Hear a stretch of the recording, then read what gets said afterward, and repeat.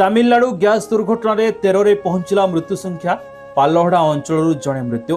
ଅନୁଗୁଳ ଜିଲ୍ଲା ପାଲହଡ଼ା ବ୍ଲକ ଖମାର ଥାନା ଆଲୋରୀ ପଞ୍ଚାୟତ ଅନ୍ତର୍ଗତ ଅନ୍ଧାରୀ ସାହିର ବୁଧବାରୀ ନାୟକ ଘରର ବଡ଼ ଝିଅ ତାମିଲନାଡୁ ଦାଦନ ଖଟିବାକୁ ଯାଇଥିଲେ। ଗ୍ୟାସ୍ ଦୁର୍ଘଟଣାରେ ତାଙ୍କର ମୃତ୍ୟୁ ହୋଇଛି। ପ୍ରଶାସନିକ ଜରିଆରେ ତାଙ୍କ ମୃତଦେହ ତାଙ୍କ ଗାଁକୁ ପହଞ୍ଚିଛି। ପୂର୍ବରୁ କେନ୍ଦୁଝର ଜିଲ୍ଲା ଅଞ୍ଚଳରେ ଗ୍ୟାସ୍ ଦୁର୍ଘଟଣାରେ 12 ଜଣଙ୍କ ଜୀବନ ଯାଇଥିଲା। ପାଲହଡ଼ା ଅଞ୍ଚଳର ବୁଧବାରୀଙ୍କୁ ମିଶାଇ ମୃତ୍ୟୁ ସଂଖ୍ୟା 13କୁ ବୃଦ୍ଧି ହୋଇଛି।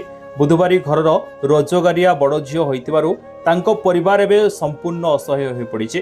ତାଙ୍କର ଶେଷ ଦର୍ଶନ ପାଇଁ ଆଲୋରୀ ସରପଞ୍ଚ ମୀନା ସାହୁ ଓ ବ୍ଲକ ଅଧ୍ୟକ୍ଷା ରୀନାରାଣୀ ନାୟକ ପହଞ୍ଚି ଶେଷ ଦର୍ଶନ କରିଛନ୍ତି। ସରପଞ୍ଚ ହରିଶ୍ଚନ୍ଦ୍ର ଯୋଜନାରେ 3000 ଟଙ୍କା ଶବ ସତ୍କାର ପାଇଁ ଦେଇଛନ୍ତି। ସରକାର ଏହି ପରିବାରକୁ ଆର୍ଥିକ ସହାୟତା କରନ୍ତୁ ବୋଲି ବ୍ଲକ ଅଧ୍ୟକ୍ଷା ରୀନାରାଣୀ ନାୟକ ଦାବି କରିଛନ୍ତି। ଦେଖନ୍ତୁ ଆଜ୍ଞା, ଯେଉଁ ଆମର ତାମିଲନାଡୁରେ ଯେଉଁ ଦୁର୍ଘଟଣା ଜନିତ ମୃତ୍ୟୁରେ ଆମର ପାଲହଡ଼ା ବ୍ଲକ ଆଲୁରୀ ପଞ୍ଚାୟତର ଅନ୍ଧାରୀ ଗାଁର ଜଣେ ମଧ୍ୟ ଝିଅ ସେଠାରେ ଯାଇକି କାମ କରୁଥିଲେ।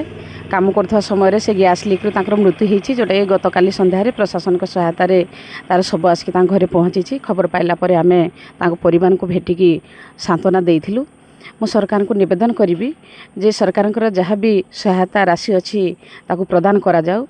ସରକାର ଦାଦନମୁକ୍ତ ଓଡ଼ିଶା ଗଠନ ପାଇଁ ଚିତ୍କାର କରୁଥିବା ବେଳେ ଓଡ଼ିଶାର ଶ୍ରମିକମାନେ ଯାଇକି ତାମିଲନାଡୁରେ କାମ କରୁଥିବା ସମୟରେ ମୃତ୍ୟୁବରଣ କରିବା ଏହା ଆମ ପାଇଁ ଏକ ଦୁଃଖର ବିଷୟ ଅଟେ। ଏଣୁ ମୁଁ ସରକାରଙ୍କୁ ଆମର ଓଡ଼ିଶାର ମୁଖ୍ୟମନ୍ତ୍ରୀ ମୋହନ ଚରଣ ମାଝୀଙ୍କୁ ନିବେଦନ କରିବି, ସେ ଯେଉଁ ସହାୟତା ରାଶି ଘୋଷଣା କରିଛନ୍ତି ଆମର ଏଇ ଯେଉଁ ଗରିବ ପରିବାର ଅଛନ୍ତି, ଯେହେତୁ ସେ ପରିବାରର ଜଣେ ରୋଜଗାରିଆ ଝିଅ ଥିଲା, ତା ରୋଜଗାରରେ ତା ପରିବାର ପ୍ରତିପୋଷଣ ହେଉଥିଲେ, ତେଣୁ ସରକାରଙ୍କର ସହାୟତା ରାଶି ସେ ପରିବାର ବର୍ଗଙ୍କୁ ପ୍ରଦାନ କରାଯାଉ ବୋଲି ମୁଁ ସରକାରଙ୍କୁ ନିବେଦନ କରିବି। ଅନୁଗୁଳ ଜିଲ୍ଲା ପାଲହଡ଼ାରୁ ଫଣିଭୂଷଣ ପଲେଇଙ୍କ ରିପୋର୍ଟ, ପବିତ୍ରାଣୁ जोड़ीसा। जदि आम भिडियोटी आपंक भल लगिला तेबे लाइक शेयर सब्सक्राइब फॉलो करने को भूलु नहीं। नमस्कार।